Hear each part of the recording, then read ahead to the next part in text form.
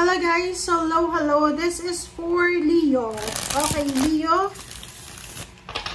Welcome dito sa aking channel, Kapalaran 888 Leo. Titingnan natin kung ano yung general message para sa inyong lahat sa year 2026. Para sa lahat ng Leo na nandito sa aking channel. Kung bago ka, please like, share, and subscribe. Pakipress ang notification bell button guys para updated ka sa mga videos. And please mag-iwan ka ng message mo. So this is for money. Pera muna tayo, Leo. Ano bang message sa'yo ng baraha? Queen of Swords and Page of Swords. Wow!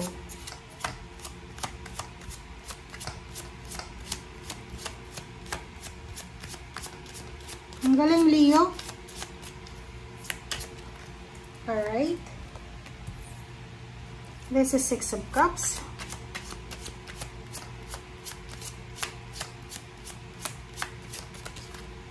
Okay.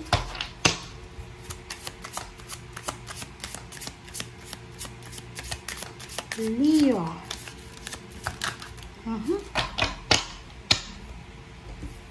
Five cards for Leo.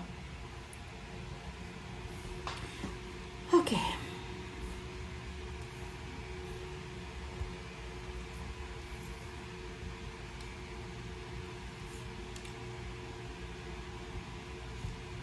Okay guys.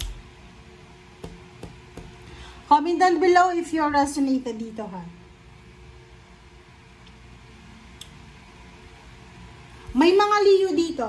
Okay? There's a Leo na ngayong 2026, kayo ay makakatanggap ng is either an offer, an email, a chat, a call, any communication, any information about your past jobs, past businesses, kung business person ka, kasi pera yung pinag-usapan natin dito. At ang Page of Swords na to, ay posibleng maybe through internet. So, pwedeng makakatanggap ka ng mga job offer.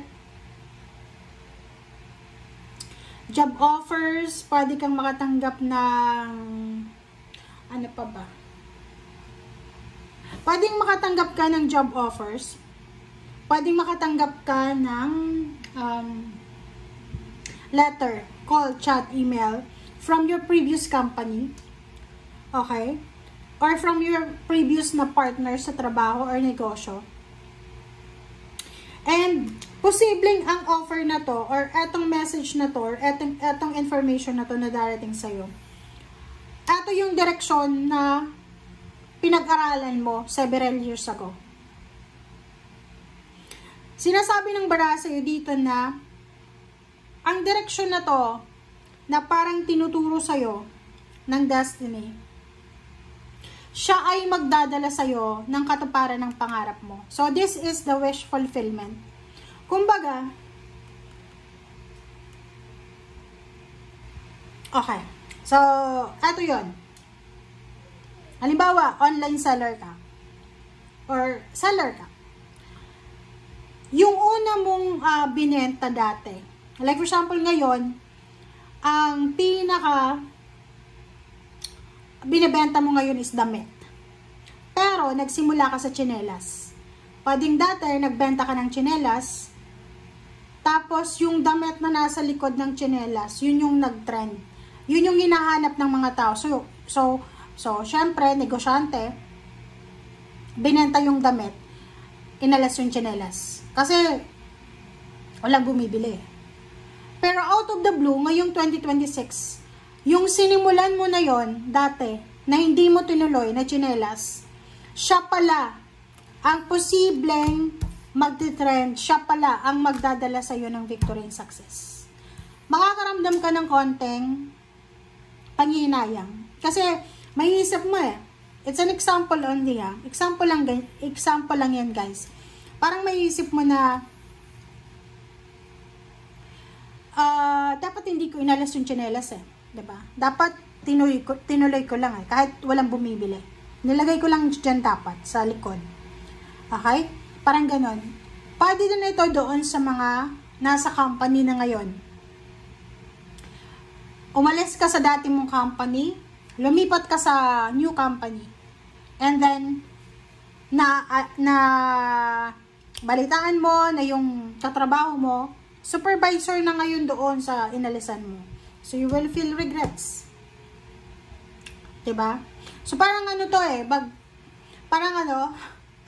sipa ng nakaraan, yung 2026 Leo. But, hindi pa uli ang lahat Hindi pa uli ang lahat. Kasi unang-una, you have the direction diba? Alam mo yung Leo, matatag sila Stable, secured yung mindset ng Leo. The more na nasasaktan yung Leo, the more silang nagiging brave. So, parang ito, yung Queen of Swords dito, sinasabi ng barahan na hindi mo i-give up yan sinasabi dito na naisip mo nga yan dati, bakit hindi mo pa magawa yan ngayon? So, yung 9 of Pentacles dito, sinasabi ng baraha sa'yo, ano man ang direksyon na naiisip mo sa ngayon, ituloy mo lang. Kasi yan talaga yung magdadala sa'yo ng sobra-sobrang pera. Financial success. Okay? So, tuloy-tuloy lang. Leo. Okay.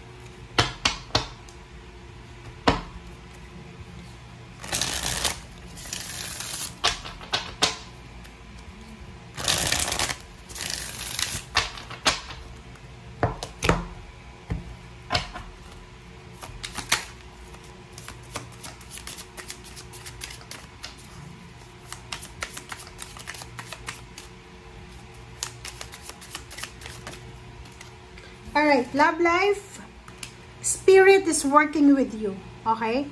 So, kung ano man ang issue mo sa relationship, like love life, sinasabi ng baraha sa'yo na huwag kang mag-alala because you are guided, you are protected ng spirit. And nothing is set in stone. So, wala kang dapat alalahanin kasi hindi pa sigurado, parang ganun. Okay? Lalo na sa love life. Huwag tayong magmamadali.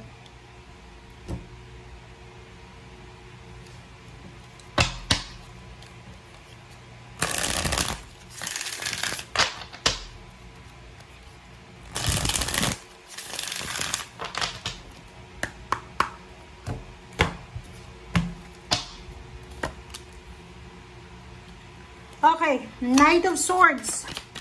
Yun, huwag kang magmamadali this 2026. Leo, dahan-dahan ka lang kasi yung Knight of Swords, mabagal siya.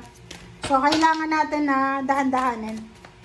Kailangan magdahan-dahan ka sa lahat ng desisyon, money, career, financial, spiritual, plano, o paano pa man yan. 5 of Cups. Oh, diba? Sabi sa'yo dyan ng baraha, dalawa yung 5 of Cups mo.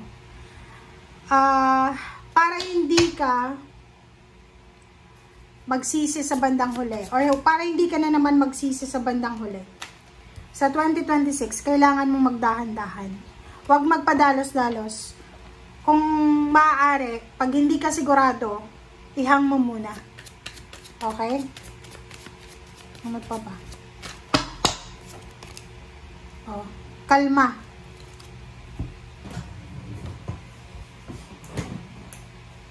Kalmahin mo yung sarili mo. Okay? Napaka-importante ng message na to kasi ito yung general message. Sabi ng baraha ng Knight of Swords, kailangan mong magdahan-dahan, slowly but surely.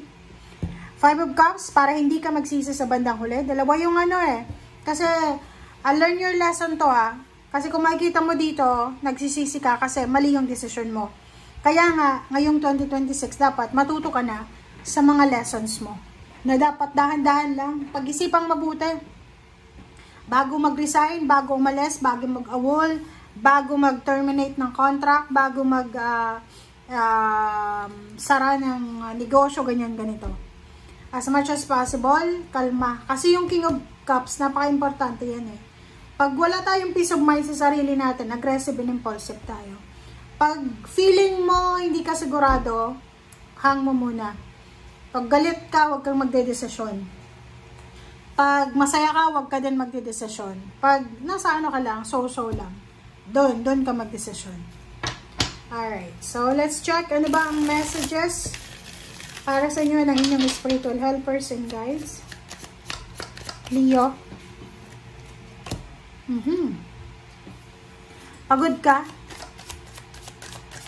Sinasabi ng bara sa'yo, Leo, na, or sinasabi sa'yo ng spiritual helpers mo na lahat daw ng sacrifices mo, nakikita yan ng Panginoon. Your resilience, your perseverance, yung lahat ng ginagawa mo, nakikita yan ng Panginoon. So, huwag kang mag-alala, you are protected. Lahat ng ginawa mo, protektado yan. Ihanda mo yung sarili mo kasi may mas magandang mangyayari ngayong 2026. So, kailangan mong palagi kang handa dapat. And reverse na 7 of Fire.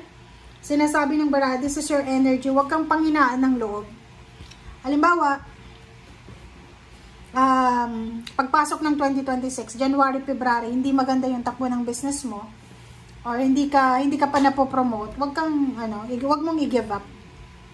Kumbaga, pagpagod ka, magpahinga, pero huwag kang sumuko. Okay?